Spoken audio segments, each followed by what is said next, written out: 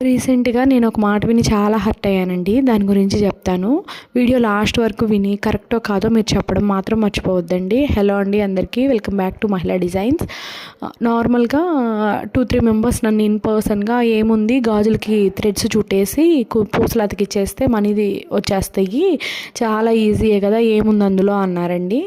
Thread bangles business మనం అనుకున్నంత easy అయితే కాదండి. అసలు స్టార్ట్ చేసినంత ఈజీ దాన్ని మెయింటైన్ చేయడం కానే కాదు. ఎందుకంటే దానిలో చాలా ఓపిక ఉండాలండి. కష్టపడే తత్వం ఉండేవాళ్ళే ఏదైనా కానీ ఒక బిజినెస్ స్టార్ట్ చేయాలి అనుకుంటారు.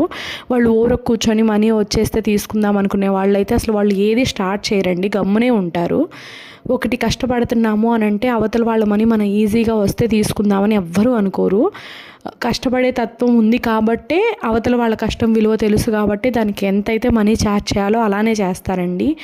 హెవీ రేట్స్ పెట్టేసి మీ దగ్గర మనీ తీసుకోవాలని ఎవ్వరూ అనుకోరు.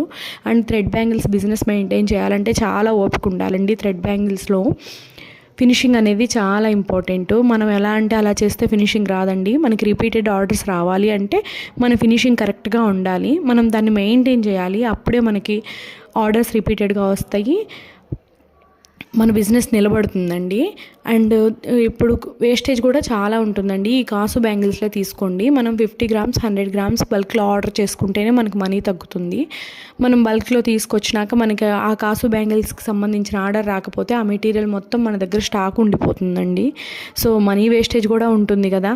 ఇది ఎందుకు ఆలోచించరు? ఏదో ఈజీగా మనీ వచ్చేస్తున్నాయి అని అనుకుంటున్నారు.